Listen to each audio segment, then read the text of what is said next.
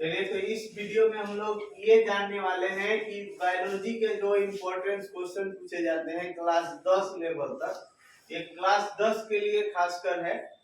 तो जो भी बच्चे अभी एग्जाम देने वाले हैं, जो फरवरी में एग्जाम होने वाला है बोर्ड वाला 10 का, तो उसमें ये क्वेश्चंस 72 पूछे जाते हैं। तो इसमें पहला क्वेश्चन है कि श्वासोच्छ्वास, थोड़ा डिफिकल्ट वर्ड है, इसको इंग्लिश में आसानी से आप बोलते हैं ब्रीथिंग। किसे कहते हैं? तो सांस लेने और छोड़ने की क्रिया को हम लोग कहते हैं ब्रीथिंग या श्वासोच्छ्वास।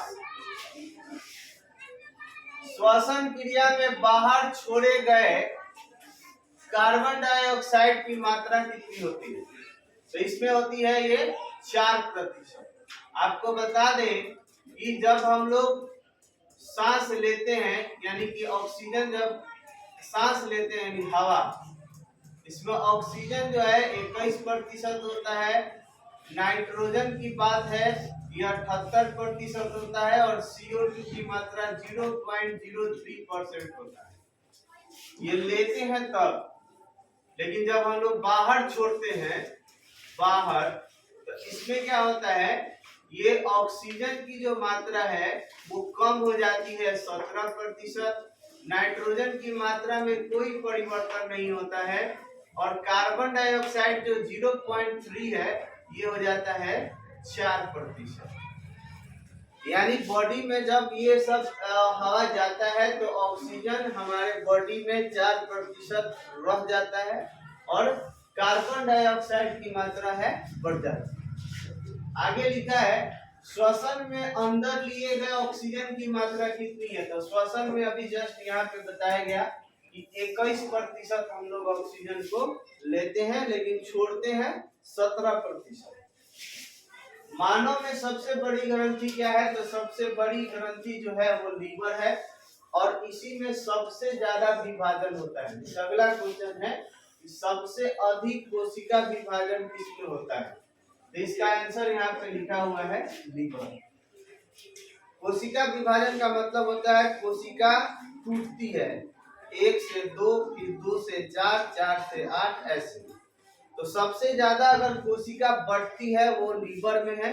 ऐसा बताया जाता है कि लीवर, इसीलिए आपका जल्दी से लीवर बढ़ जाता है और इसे काटने के बाद ये पुनः रिपेयर भी कर लेती है। आगे सवाल है सबसे अधिक कोशिका विभाजन, ये हो गया। सबसे कम कोशिका विभाजन कहाँ होती है? तो वो होती है न्यूरॉन कोशिका, जो कि ब्रेन में होता है। इसीलिए दिमाग पे अगर कहीं चोट लगता है और कोई कोशिका टूट जाती है तो वो ठीक नहीं होता है, क्योंकि उसमें विभाजन होता ही नहीं, वो रिपेयर होगा ही नहीं। इसीलिए दिमाग पे चोट लगने से कोशिका डैमेज हो जाती है। आगे है कि इंसुलिन कहाँ बनता है? तो इंसुलिन बनता है पेनक्रियाज में या अग्नाशय में, एक पत्ते के आकार का ऐसे एक शेप होता है और इसी में इंसुलिन बनता है और ये हमारे पेट के अंतर्गत यहाँ पे रहता है। वो आपको दूसरे वीडियो में बताते हैं। फिलहाल समझ लीजिए कि इंसुलिन बनाता है। इंसुलिन का क्या काम है? इंसुलिन का काम है रक्त में शुगर को नियंत्रित रखना। यानी जो भी हम मीठा चीज खाते हैं वो हमारे खाने के द्वारा रक्त में जाता है, तो रक्त में क्या करता है, इसको शुगर को कंट्रोल करता है इंसुलिन। अगर इंसुलिन नहीं रहेगा तो रक्त में, खून में जो है शुगर बढ़ जाता है, जिसके कारण आपको शुगर की बीमारी हो जाती है, जिसको हम लोग मधुमेह भी कहते हैं। अगला है पित्त कहाँ संचित होता है? तो पित्ताशय में, जहाँ पे इसको हम लोग पित्त की थैली भी कहते हैं। मानव के हृदय स्पंदन औसत दर क्या है? तो ये है 72 बार, यानी कि हम लोग 1 मिनट में 72 बार हृदय जो है आपका धड़कता है। फेफड़े के ऊपरी आवरण किसका बना होता है? तो ये है प्लूरल कला। उसके बाद किडनी के क्रियात्मक इकाई को क्या कहते हैं? तो यहाँ पे आए इसका आंसर नेफ्रॉन। यानी किडनी के अंदर सबसे इम्पोर्टेंट है, उसका नाम है नेफ्रॉन। ये आपका बहुत ही उपयोगी है और इसी के कारण खून छानता है, यानी खून छानने का। अगला है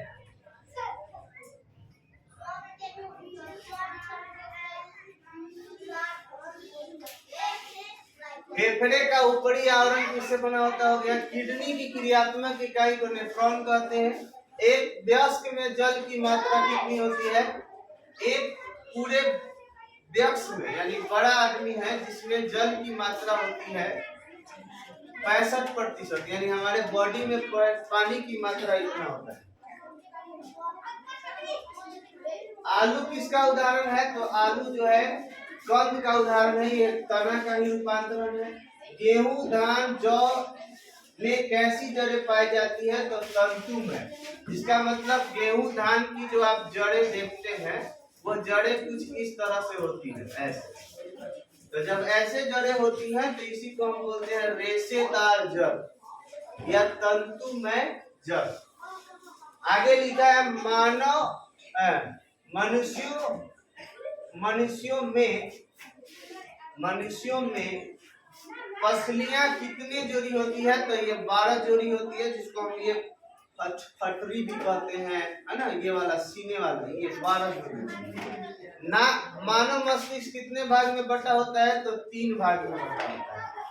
अग्र मस्तिष्क, मध्य मस्तिष्क और पश्च मस्तिष्क, 3 भाग होते हैं, आगे, मिडिल और पीछे।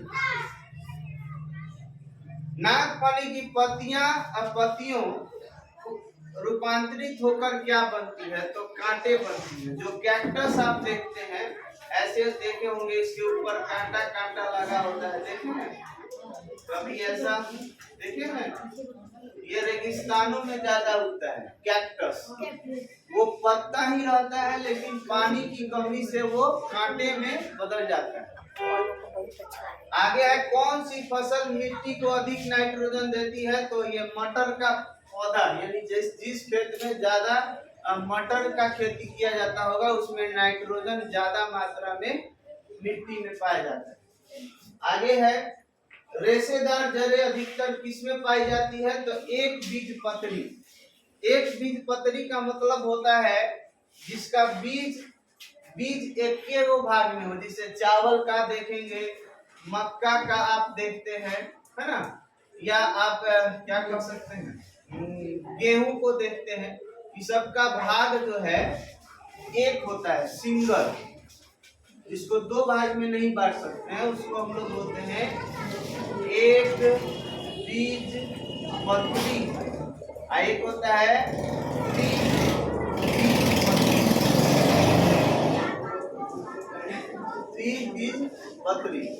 द्विबीजपत्री का मतलब जिसका बिया 2 भाग में, जैसे चना, मटर, है ना, चना, मटर, आम, जामुन, ये सब क्या है? इसके बीज 2 भाग में बढ़ जाते हैं। तो इस तरह से हम लोग 20 क्वेश्चन को कैप्चर किए हैं। अब यहाँ तक आपको